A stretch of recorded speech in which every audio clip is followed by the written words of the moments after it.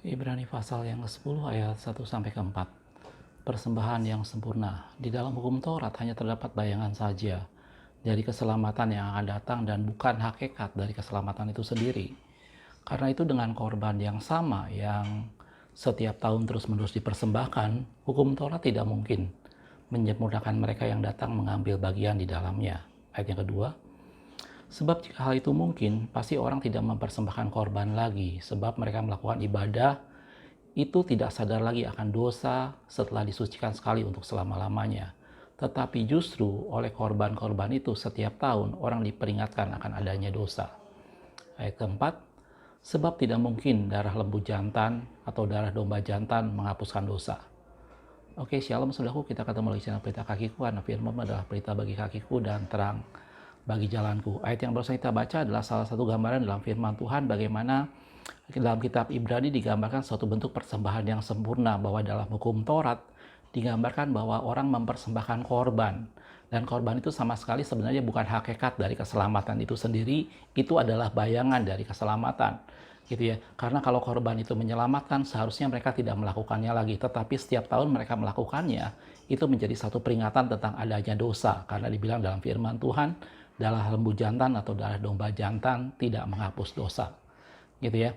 Pada video ini saya akan membahas mengenai Jesus in the book of Leviticus, Yesus dalam kitab Imamat. Ini menyambung beberapa seri yang sebelumnya saya bahas tentang Yesus di dalam kitab Kejadian dan Yesus dalam kitab Keluaran, dan hari ini saya akan membahas mengenai Yesus dalam kitab Imamat. Kebetulan kemarin kita baru memperingati Paskah, jadi ini menjadi sesuatu hal yang tepat apabila kita membahas mengenai suatu persembahan yang sempurna gitu. Dalam firman Tuhan tadi digambarkan bahwa orang pada hukum Taurat melakukan beberapa korban gitu ya. Dan itu yang kemudian diawali, itu yang kemudian menjadi awal yang disorot pada kitab Imamat. Saya pernah buat video dengan istri mengenai kitab Imamat, walaupun kita belum selesai, saya hanya baru membahas bagian pertama. Masih ada bagian kedua dan bagian ketiga yang sampai sekarang kita masih belum selesaikan. Tetapi inti dari kitab Imamat adalah bagaimana pelaturan-pelaturan keimaman yang diberikan kepada umat Tuhan. Dan itu berawal dari 5 buah persembahan yang utama, 5 buah korban yang utama atau 5 offering gitu. Dan kemudian istilahnya membahas mengenai hal-hal yang najis dan yang tidak najis, kemudian masalah kudusnya perkawinan dan segala macam itu semua dibahas pada kitab Imamat. Dan kalau kita bicara Yesus dalam kitab Imamat, maka hal yang menjadi satu gambaran yang tadi kita lihat dalam Ibrani, bagaimana korban yang dilakukan setiap tahun oleh umat Tuhan itu sama sekali tidak membawa pada keselamatan, karena itu bukan hakikat dari keselamatan itu sendiri. Yesus dalam kitab Imamat nampak atau digambarkan atau dianalogikan dalam bentuk korban-korban gitu ya. Dan itu saya bilang tadi, itu mengawali kitab Imamat gitu ya. Keimamatan yang dilakukan oleh orang Lewi itu tidak lain adalah satu bentuk di mana Allah memilih orang Lewi menjadi salah satu suku yang melayani Tuhan untuk menggantikan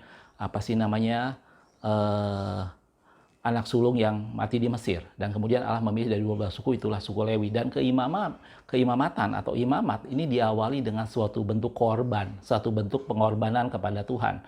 Dan dalam Imamat pasal-pasal pertama itu digambarkan tentang 5 buah korban, dan ini menjadi satu gambaran tentang pribadi Yesus gitu ya. Bagaimana dari korban-korban itu kemudian disempurnakan oleh satu pribadi, bagaimana Yesus mengorbankan dirinya dengan satu korban dan hanya satu kali. Dan nanti kita lihat dalam kitab Ibrani digambarkan bahwa mereka melakukannya setiap tahun. Itu bukan hakikat dari keselamatan itu sendiri, karena keselamatan itu sendiri ada di dalam Yesus, karena darah domba jantan dan darah lembu jantan tidak bisa menghapus dosa. Nanti kita akan bolak-balik ke Ibrani ini, saudaraku, gitu ya.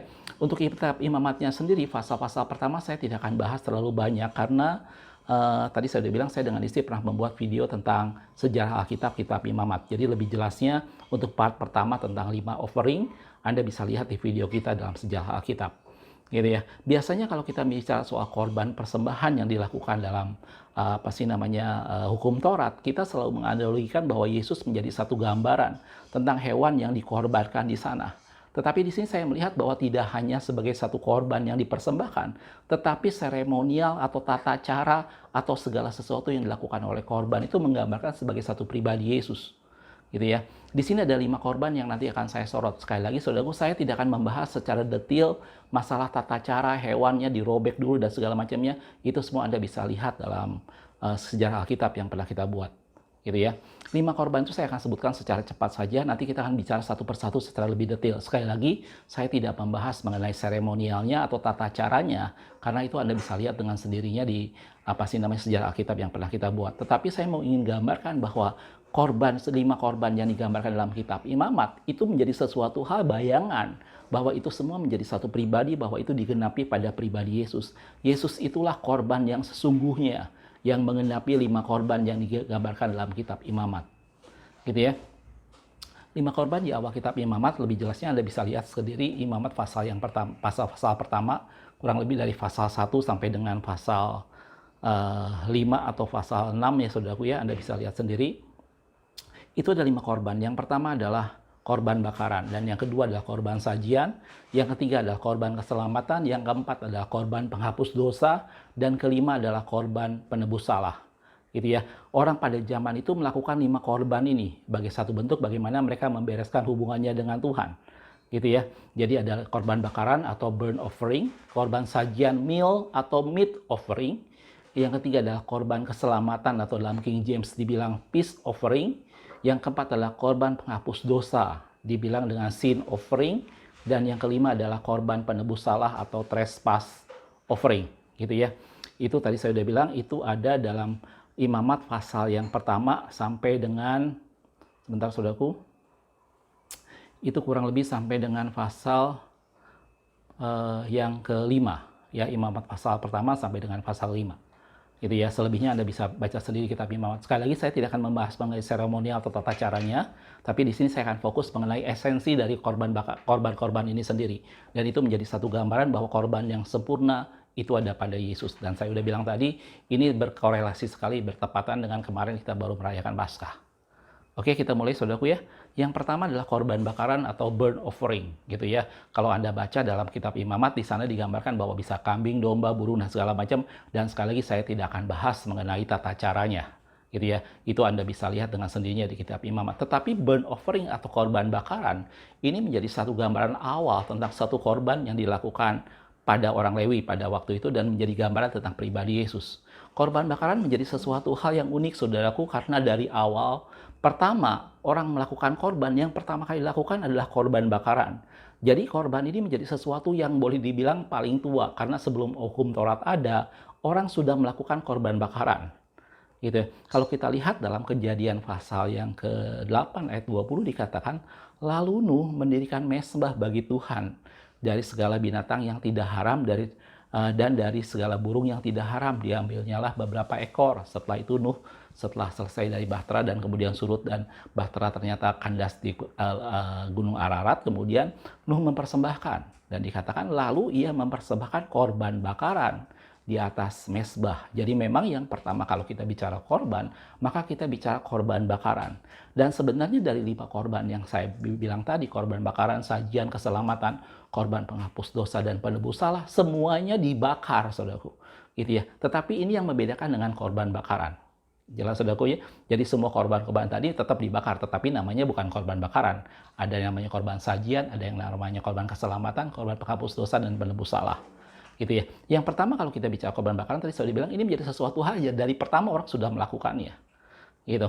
Dan kalau kita lihat pada waktu Nuh tadi digambarkan bahwa dia setelah kemudian air bah surut, Nuh melakukan korban bakaran. Walaupun waktu itu hukum Taurat belum ada. Gitu ya. Hal yang sama kalau kita lihat pada waktu Abraham mempersembahkan anaknya yang tunggal yaitu Ishak.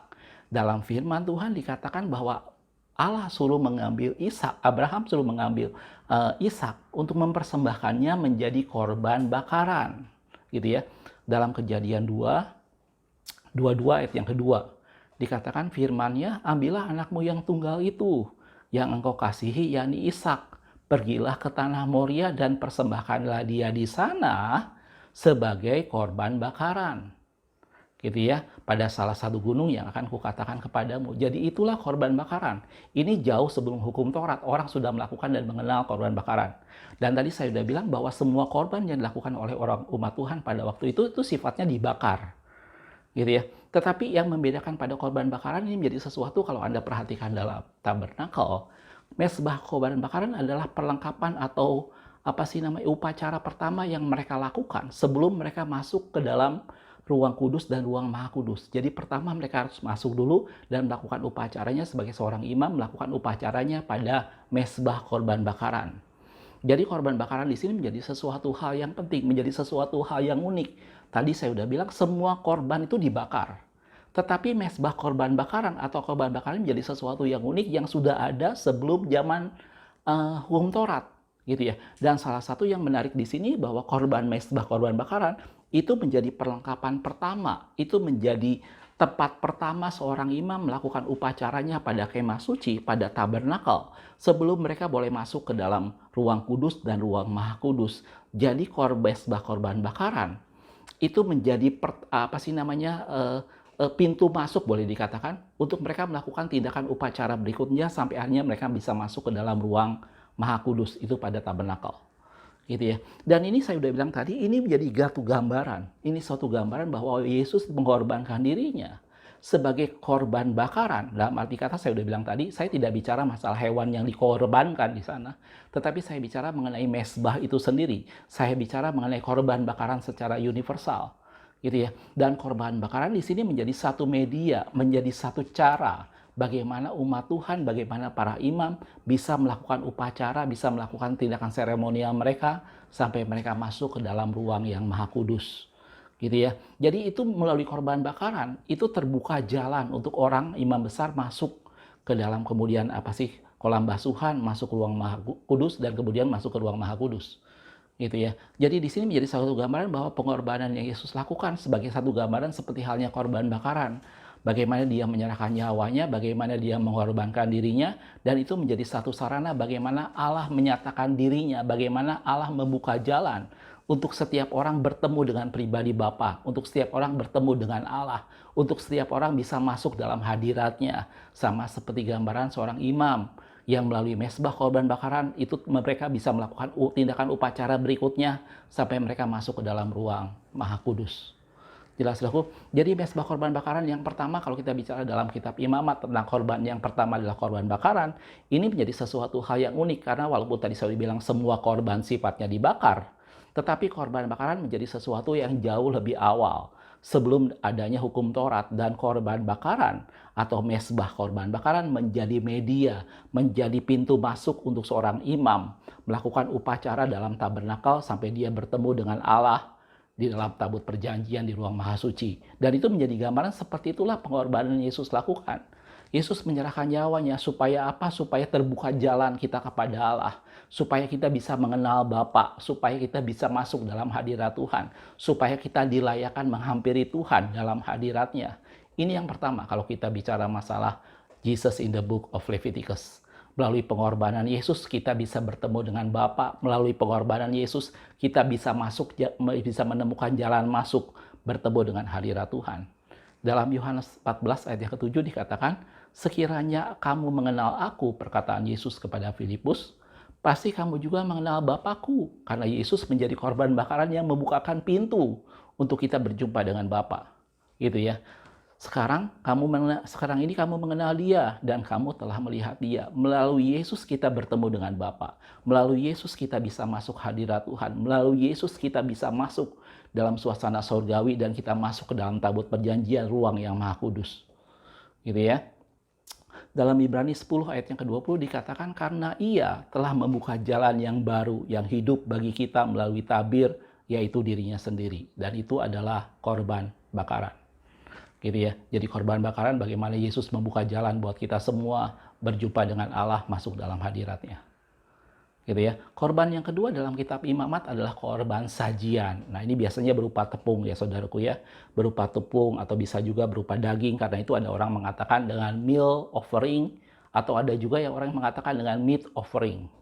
Gitu ya. Kalau kita lihat dalam kitab Yoel, saya tidak akan membahas dari imamatnya saudaraku ya. Jadi 5 korban dalam kitab Imamat silahkan Anda baca sendiri dari Imamat pasal pertama sampai dengan pasal yang kelima. Gitu ya. Atau Anda bisa nonton video kita sejarah Alkitab tentang kitab Imamat. Walaupun baru part 1 saudaraku ya.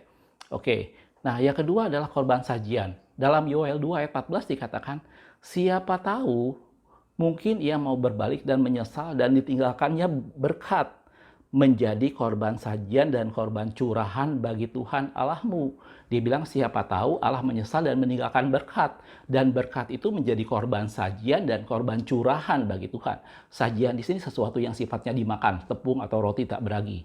Dan curahan ini sesuatu yang sifatnya diminum. Anda ingat cerita pada waktu Daud kemudian menginginkan untuk meneguk air dari sumur di Bethlehem. Dan kemudian 3 perwiranya menerobos pertahanan musuh demi mengambil segelas air untuk diberikan kepada Daud. Dan pada waktu Daud menerima itu semua, Daud bilang, aku tidak layak meminum ini. Karena ada darah yang dipertaruhkan untuk mendapat ini semua. Dan Daud memberikannya sebagai korban curahan bagi Tuhan.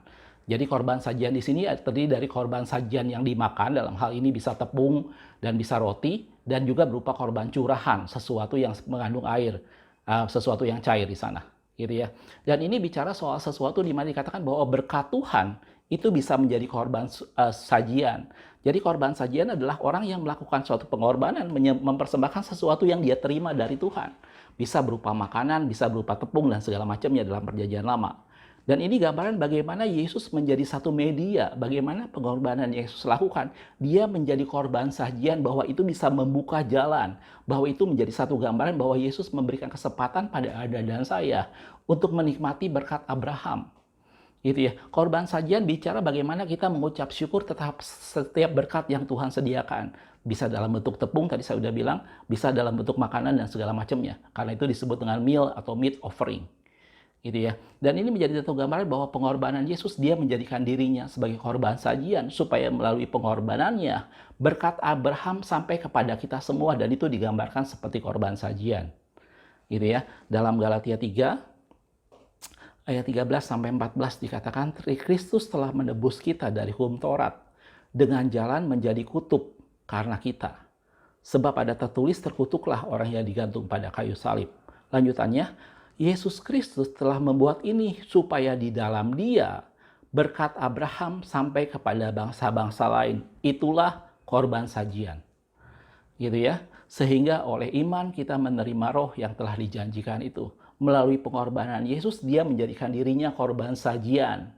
Gitu ya. Dagingnya dan tubuhnya diberikan sebagai satu korban. Supaya apa? Supaya itu menjadi satu gambaran bahwa berkat Tuhan sampai kepada bangsa-bangsa dan digambarkan seperti halnya berkat Abraham. Kalau kita lihat di ayat di bawahnya, ayat yang ke-16 dalam Galatia tadi dikatakan, apapun kepada Abraham diucapkan segala janji itu dan kepada keturunannya. Tidak dikatakan kepada keturunan-keturunannya. Seolah-olah yang dimaksud banyak orang, tetapi hanya satu orang. Dan kepada keturunanmu, yaitu Kristus. Pengorbanan Yesus di kayu salib menjadikan dirinya sebagai korban sajian yang membuka berkat Abraham bagi bangsa-bangsa. Dan dalam firman Tuhan dikatakan bahwa oleh keturunanmu, tidak dikatakan oleh keturunan-keturunannya sehingga itu banyak. Tetapi hanya satu orang, oleh keturunanmu yaitu Kristus. Gitu ya. Jadi selain Yesus menjadikan dirinya korban bakaran di mana membuat Anda dan saya bisa bertemu dengan Bapa dan masuk dalam hadiratnya. Yang kedua, Yesus menjadikan dirinya sebagai korban sajian di mana berkat Tuhan tercurah buat Anda dan saya, dan berkat Abraham menjadi bagian dari bangsa-bangsa. Gitu ya. Dalam 1 Efesus 1 ayat yang ketiga dikatakan, terpujilah Tuhan Bapa, terpujilah Allah dan Bapa Tuhan kita Yesus Kristus, yang di dalam Kristus telah mengaruniakan kepada kita segala berkat rohani di dalam surga.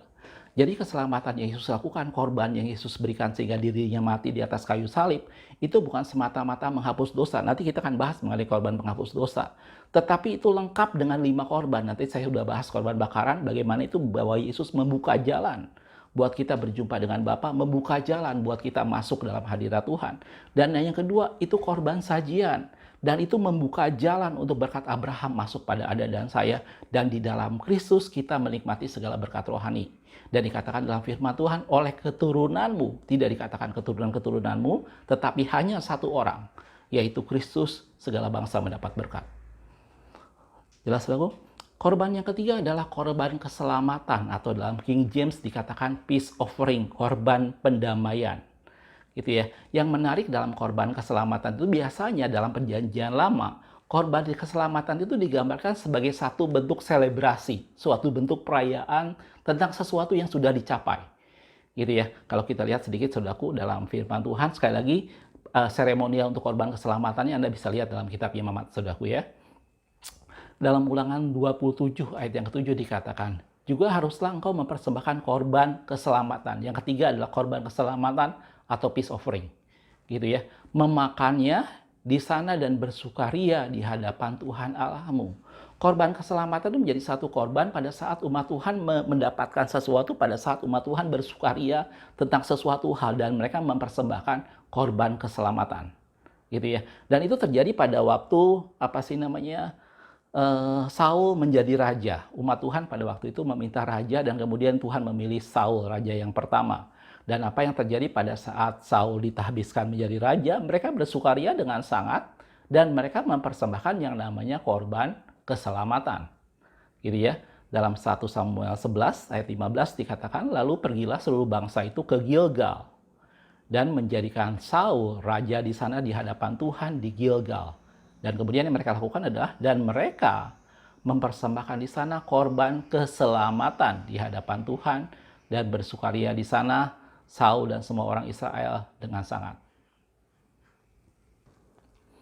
Hal yang sama juga terjadi pada waktu Daud membawa tabut perjanjian masuk ke dalam Yerusalem. Yang kita tahu ceritanya bagaimana kemudian Daud menari-nari. Dan apa yang Daud lakukan di sana adalah dia mempersembahkan korban bakaran dan korban keselamatan. Gitu ya.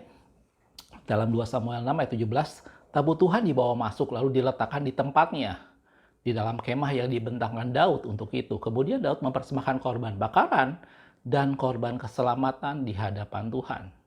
Jadi korban keselamatan menjadi sesuatu, dia menjadi gambaran ucapan syukur, menjadi satu gambaran di mana orang bersukaria, menjadi satu gambaran bahwa Allah menjadi suatu sumber satu-satunya sebagai sumber di mana di tempat dia segala pujian dan segala sembahan hanya bagi Dia.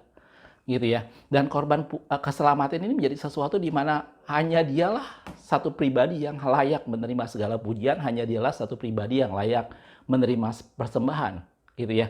Dan ini yang digambarkan dengan korban keselamatan. Korban keselamatan menjadi satu gambaran di mana orang memuji Tuhan. Korban keselamatan menjadi satu gambaran di mana orang bersukaria atas sesuatu. Bagaimana tabut perjanjian masuk ke Yerusalem, bagaimana ada seorang raja yang telah ditetapkan Tuhan. Dan mereka mempersembahkan yang namanya korban keselamatan. Dan ini bentuk ucapan syukur, bentuk bersukaria umat Tuhan. Gitu ya. Dan ini yang terjadi dengan pribadi Yesus pada saat Yesus mati dan menyerahkan nyawanya bagi Anda dan saya. Dia menjadi satu korban keselamatan yang membuat kita semua mengerti bahwa di dalam Dialah yang layak menerima pujian, di dalam Dialah yang membuat kita bersukaria, karena Dialah yang layak menerima segala sembahan.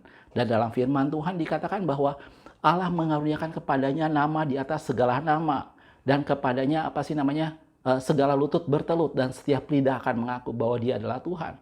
Dengan Yesus mengorbankan dirinya sebagai korban keselamatan, maka Allah menempatkan Dia sebagai satu pribadi yang layak untuk disembah dan hanya pada Dialah kita menyembah Tuhan. Tidak ada bentuk penyembahan kepada apapun juga. Penyembahan yang kita lakukan hanya kepada Allah karena Dia adalah korban keselamatan bagi Anda dan saya. Gitu ya. Kalau kita lihat beberapa ayat tentang hal ini, saudaraku, dalam Filipi 2 ayat 9-11, itu sebabnya Allah sangat meninggikan Dia dan mengaruniakan kepadanya nama di atas segala nama, supaya dalam nama Yesus bertekuk lutut segala yang ada di langit dan yang ada di bumi dan yang ada di bawah bumi, karena Dia adalah korban keselamatan. Dia adalah pokok sukacita kita, Dia adalah pokok pujian kita, Dia adalah tempat kita menyembah, dan kepada Dialah kita hanya menyembah. Dan firman Tuhan dikatakan Allah meninggikan Dia. Jadi pengorbanan Yesus menjadikan Dia menjadi satu pribadi yang Dia adalah sumber segala bentuk penyembahan. Kepadanya lah kita menyembah Tuhan.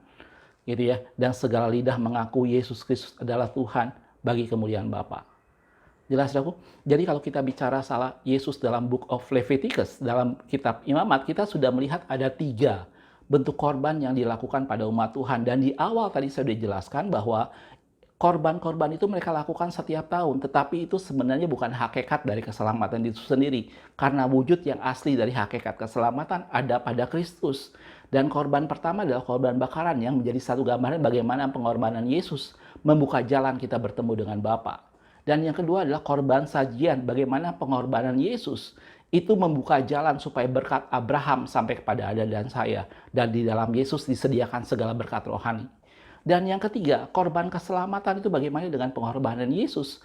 Anda dan saya bisa menyembah Dia dan Dia adalah satu-satunya yang layak terima sembahan dan Dia adalah sumber segala kehidupan kita semua. Kepada Dialah kita menyembah, kepada Dialah kita menaikkan segala puji-pujian dan itu digambarkan dengan korban keselamatan. Karena Yesus merendahkan dirinya, maka Allah meninggikan Dia dan kepadanya dikaruniakan nama segala nama. Dan setiap lidah bertelut dan setiap lutut akan mengaku. Mengatasi segala sesuatu yang pernah ada di bumi maupun yang di bawah bumi. Jelas, saudaraku? Yang keempat adalah korban penghapus dosa. 3 korban yang pertama kalau kita lihat dalam kitab Imamat, itu sifatnya adalah volunteer. Sesuatu yang datang dari hati, sesuatu yang tidak ada satu kesalahan apapun tetapi mereka lakukan karena ingin mereka mengucap syukur, dan itu yang Yesus lakukan buat Anda dan saya. Ini masih bicara bagaimana Allah membuka jalan. Ini bagaimana bicara bahwa Allah rindu supaya berkat Abraham sampai kepada kita semua. Dan yang ketiga, ini semua adalah sesuatu yang dimana Allah mengangkat Yesus menjadi satu pribadi yang mengatasi segala sesuatu. Gitu ya. Yang keempat adalah korban penghapus dosa atau sin offering. Dan ini bicara menjadi sesuatu hal bagaimana dalam kitab Imamat digambarkan mereka melakukan dosa, walaupun dikatakan dosa tidak sengaja. Entah dosa yang dilakukan oleh imam, dosa yang dilakukan oleh pemuka agama, dosa yang dilakukan oleh jemaah sampai dengan rakyat jelata, dan itu semua dimasukkan dalam korban penghapus dosa atau sin offering. Gitu ya. Sekali lagi saya tidak bahas seremonialnya, saudaraku ya. Apa yang harus dilakukan saya tidak bahas di sini.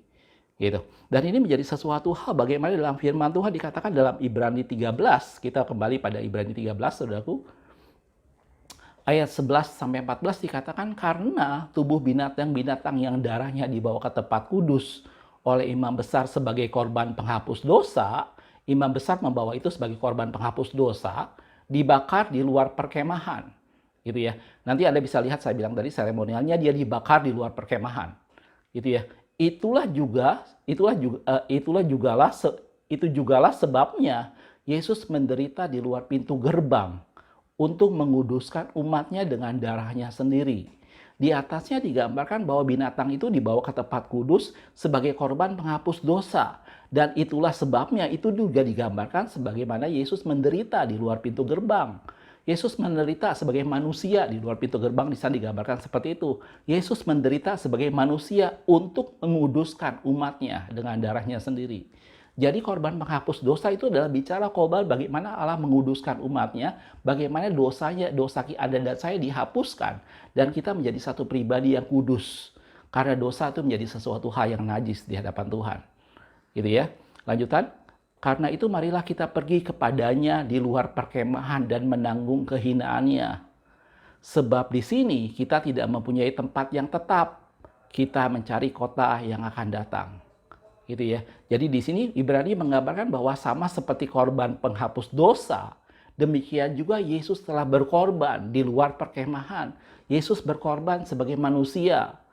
Gitu ya. Dan dikatakan dalam firman Tuhan untuk menguduskan umatnya.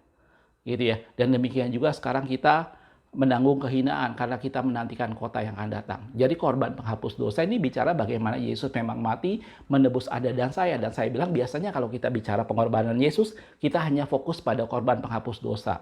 Sebenarnya bukan cuma penghapus dosa, saudara. Tapi betul, melalui pengorbanan Yesus, darahnya dicurahkan dan menghapus dosa Anda dan saya. Dan kita dikuduskan. Dan korban penghapus dosa bicara bagaimana kematian Yesus menguduskan Anda dan saya. Dia menyucikan setiap dosa-dosa kita. Gitu ya. Dan itu bicara korban penghapus dosa. Yesus membuka jalan untuk Anda dan saya menjadi umat Tuhan yang kudus. Menjadi orang-orang kudus di akhir zaman. Dalam Ibrani 10 ayat 10 dikatakan, dan karena kehendaknya inilah kita telah dikuduskan satu kali untuk selama-lamanya oleh persembahan tubuh Yesus Kristus. Itu adalah korban penghapus dosa yang keempat. Yang terakhir adalah korban penebus salah atau disebut dengan trespass offering. Gitu ya. Kalau kita lihat dalam korban penebus salah, kalau Anda lihat dalam kitab Imamat sekali lagi, itu bicara soal sesuatu di mana orang melakukan suatu kesalahan, dia berubah setia dan berdosa sesaat tidak sengaja, dan satu lagi adalah dia menghilangkan barang orang lain. Gitu ya. Dan kemudian dia harus mengembalikannya dengan menambah 1/5-nya. Jadi korban penebus salah ini bicara adalah konflik antara sesama umat Tuhan. Dan kemudian mereka menyelesaikannya dengan korban penebus salah. Dan mereka mengembalikannya dan menambah 1/5-nya. gitu ya. Aturan lebih detailnya Anda bisa lihat di Imamat. Sekali lagi saya tidak menyinggung secara lebih mendetail. Anda bisa lihat video kita tentang kitab Imamat. Oke, dan ini bicara soal sesuatu bagaimana pengorbanan Yesus menjadi korban penebus salah, dan itu mempersatukan Anda dan saya sebagai sesama anggota tubuh Kristus. Ini digambarkan bahwa korban penebus salah menyelesaikan masalah yang terjadi antara umat Tuhan. Mereka harus mengembalikan apa yang sudah hilang, mereka harus mengembalikan sesuatu yang sudah dicuri, dan mereka menambah seperlimanya. Itulah korban penebus salah. Gitu ya. Dan saya pernah singgung dalam Yesaya 53 dikatakan bahwa kalau Allah menetapkan dia sebagai korban penebus salah, maka dia akan melihat keturunannya. Gitu ya. Kita lihat lagi saudaraku, Yesaya 53 ayat 10 dikatakan, sebab tetapi Tuhan berkehendak meremukkan dia dengan kesakitan. Apabila dia menyerahkan dirinya sebagai korban penebus salah, trespass offering, ia akan melihat keturunannya. Umurnya akan berlanjut dan kehendak Tuhan akan terlaksana oleh ia. Jadi korban penebus salah ini bagaimana Allah mempersatukan Anda dan saya sebagai satu tubuh Kristus, dan itu adalah keturunan-keturunan ilahi. Keturunan yang lahir karena janji, bukan karena lahir karena daging. Tidak diperanakan karena daging, tetapi lahir melalui Kristus sendiri. Dan digambarkan dalam firman Tuhan bahwa kalau dia menyerahkan dirinya sebagai korban penebus salah, dia akan melihat keturunannya, dan itulah pengorbanan yang Yesus lakukan. Melalui pengorbanannya di kayu salib, kita tidak hanya sekedar dikuduskan, kita tidak hanya sekedar dibawa menjadi Yesus adalah tempat penyembahan kita dibawa mengalami berkat Abraham dan dibuka jalan bertemu dengan Tuhan. Tetapi melalui korban penebus salah, itu kita dibuka jalan untuk dipersatukan sebagai satu umat Tuhan. Yang mempersatukan gereja Tuhan, itu bukan merek gereja. Yang mempersatukan umat Tuhan, itu bukan nama sinode. Tetapi yang mempersatukan kita semua, itu adalah darah Kristus. Karena dia adalah korban penebus salah. Gitu ya. Dan itu digambarkan sebagai sesuatu di mana kalau dia menyerahkan dirinya sebagai korban penebus salah, maka dia akan melihat keturunan-keturunannya. Dan Anda dan saya, kita adalah keturunan ilahi karena Yesus telah menjadi korban penebus salah. Gitu ya. Dalam Efesus 4 ayat yang ke-16 dikatakan, daripadanya lah seluruh tubuh yang rapi tersusun diikat menjadi satu oleh semua pelayanannya, sesuai dengan pekerjaan tiap-tiap anggota menerima pertumbuhannya dan membangunnya dalam kasih. Itu ya, Yesus sendiri pernah berdoa buat murid-muridnya dalam Yohanes 17 ayat 21. Supaya mereka semua menjadi satu, sama seperti Engkau ya Bapa di dalam aku dan aku di dalam Engkau, agar mereka juga di dalam kita. Supaya dunia percaya bahwa Engkaulah yang telah mengutus aku. Jelas saudaraku? Jadi yang kelima adalah bagaimana Yesus mengikat kita semua menjadi satu. Sekali lagi, yang mengikat Anda dan saya bukan sinode. Yang mengikat Anda dan saya bukan nama gereja. Yang mengikat Anda dan saya bukan di mana kita berada atau di mana kita beribadah. Tetapi yang mengikat Anda dan saya adalah pengorbanan Kristus. Dan karena dia menjadi korban penebus salah, dan kita semua adalah keturunan-keturunan ilahi. Gitu ya. Dan Yesus berdoa supaya kita menjadi satu sama seperti dia adalah satu. Jelas saudaraku? Jadi itu adalah 5 pengorbanan yang Yesus lakukan. Itu adalah 5 korban yang digambarkan dalam kitab Imamat. Yang pertama, dia menjadi korban bakaran. Itu membuka jalan kepada Bapa. Bagaimana korban bakaran menjadi satu media, menjadi tempat pertama umat Tuhan bisa masuk ke dalam ruang Maha Kudus. Dan itu membuka jalan untuk Anda dan saya bertemu dengan Bapa sendiri, masuk dalam hadirat Tuhan. Dan yang kedua, melalui pengorbanan Yesus, dia menjadi korban sajian, di mana kita semua mengalami berkat Abraham. Dan yang ketiga, itu menjadi korban keselamatan, di mana dialah pokok pujian dan dialah sumber segala kehidupan dan sembahan kita. Yang keempat, dia menjadi korban penghapusan dosa, di mana kita semua dikuduskan dengan darahnya dan dosa kita diampuni. Karena darah anak domba itu tidak bisa menghapus dosa. Darah domba jantan dan darah lembu jantan tidak bisa menghapus dosa. Hanya dengan darah Kristus Anda dan saya dapat pengudusan dari dosa-dosa kita. Dan yang kelima, dia menjadi korban penebus salah. Kita dipersatukan di dalam Kristus karena darah Yesus. Jelas saudaraku? Jadi ini menjadi sesuatu hal yang komplit. Makanya saya bilang tadi, dengan 5 korban yang dibuat pada masa perjanjian lama, itu digenapi dengan satu pribadi, yaitu pengorbanan Kristus. Gitu ya, dia membuat kita menghampiri Tuhan, dia membuka jalan buat kita semua berjumpa dengan Bapa. Dia membuat kita semua mengalami berkat Abraham. Dialah sumber pokok pujian dan sembahan kita, dan dia menyucikan dosa kita dan membawa kita pada kekudusan. Dan dia mempersatukan kita semua sebagai satu anggota tubuh Kristus, dan itulah satu korban yang Yesus lakukan satu kali buat selama-lamanya. Dan itulah Yesus dalam kitab Imamat, saudaraku. gitu ya. Kalau kita lihat satu ayat yang terakhir kembali pada Ibrani 10. Sebentar saudaraku. Ibrani 10 ayat 11 sampai 12. Selanjutnya setiap imam melakukan pelayanannya tiap-tiap hari. Melakukan tiap-tiap hari pelayanannya dan berulang-ulang mempersembahkan korban yang sama sekali tidak dapat menghapus dosa. Itulah 5 korban yang digambarkan dalam kitab Imamat. Mereka lakukan rutin setiap bulan dan sama sekali tidak bisa menghapus dosa. Tetapi ia setelah mempersembahkan hanya 1 korban saja, yaitu dirinya sendiri. Karena dosa, ia duduk untuk di sebelah kanan, dia duduk untuk selama-lamanya di sebelah kanan Allah. Jadi pengorbanan Yesus yang baru kemarin kita peringati dalam bentuk Paskah menjadi satu pengorbanan yang lengkap. Kita tidak usah memikirkan lagi korban bakaran, kita tidak usah memikirkan lagi korban sajian, kita tidak usah memikirkan korban keselamatan, penghapus dosa dan penebus salah. Karena melalui satu pengorbanan yang Yesus lakukan, maka dia menjadi korban bakaran yang membuka jalan kita pada Bapa. Dia menjadi korban sajian yang membuat berkat Abraham sampai pada Anda dan saya, dan di dalam Kristus tersedia berkat rohani bagi kita semua. Dia menjadi korban keselamatan yang membuat pada dialah segala pujian, pada dialah segala sembahan, pada dialah segala ucapan syukur kita. Dan dia menjadi korban penghapus dosa, di mana kita semua dikuduskan dan dosa kita disucikan dengan darahnya. Dan dia menjadi korban penebus salah yang membuat kita semua disatukan sebagai satu tubuh Kristus, dan yang menyatukan kita hanya pada Kristus. Dan apabila dia memberikan dirinya sebagai korban penebus salah, maka dia akan melihat keturunan-keturunannya, yaitu Anda dan saya keturunan ilahi.